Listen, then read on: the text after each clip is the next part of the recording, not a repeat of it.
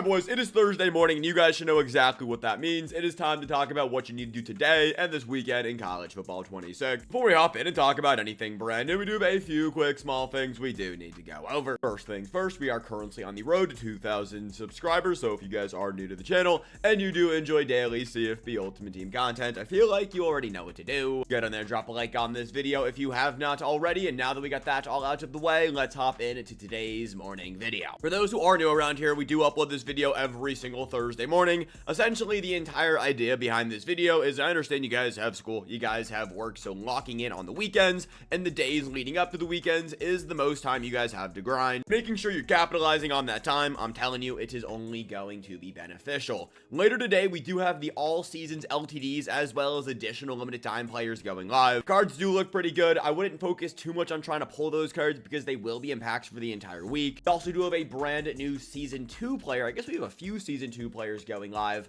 over here in the season 2 trophy store. One of them is going to be Bruno Fina. And then the other two players who EA didn't officially reveal quite yet, but they are in the store, Devin Dampier, and then we have Philip Daniels right here. I don't think any of these cards are necessarily worth picking up and adding to your team. I do think Fina is pretty solid, but if you have decent B&D offensive linemen, there's no need to go out there and get them. Damper's a quarterback, and I mean, it's cool, but most of us will probably have a better B&D quarterback option. If you need one, then that could be the go-to option. And then Philip Daniels is going to be a guard. If you want an 87 overall guard, by all means, go and get him. Let's talk about content, though, that has already gone live this week. We did have an overall increase this week, so that does mean we are, I guess, even further away from claiming our free name of the game champion player.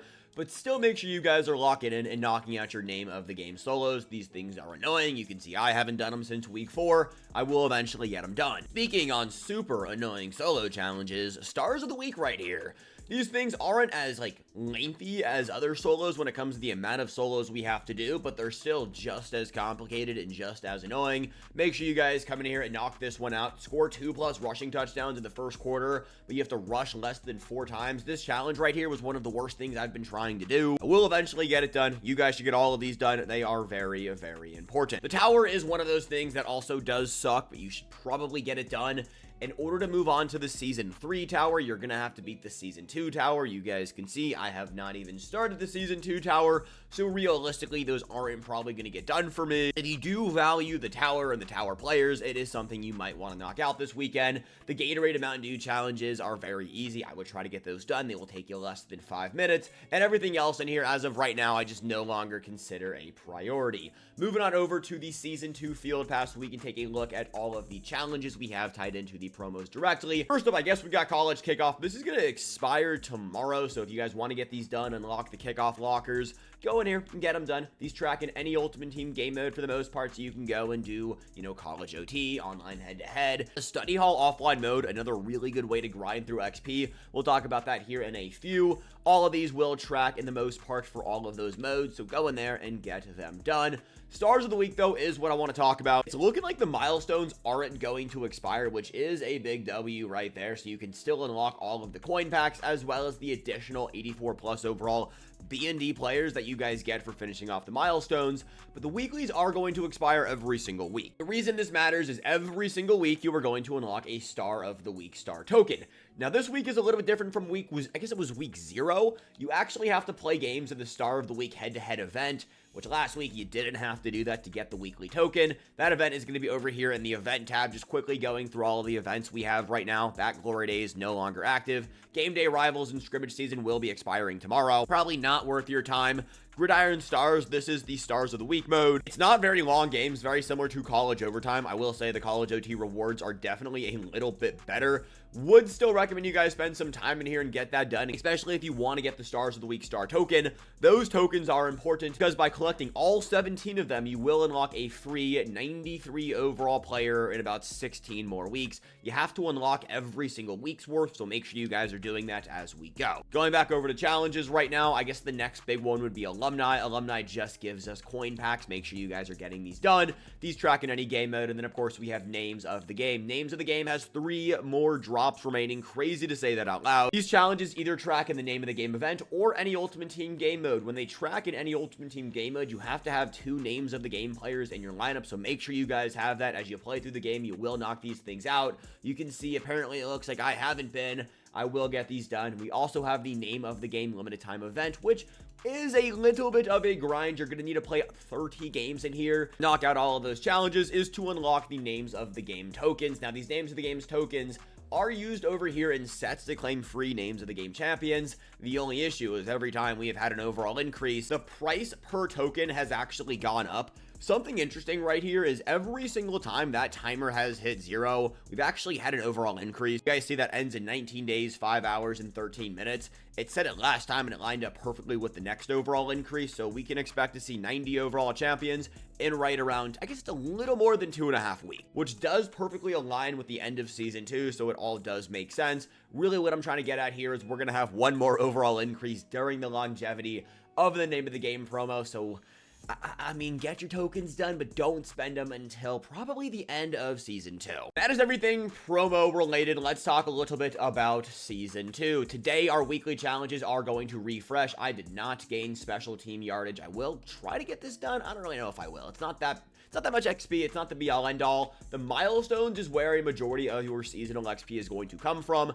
This does not expire. Your weeklies do expire, as well as your daily challenges.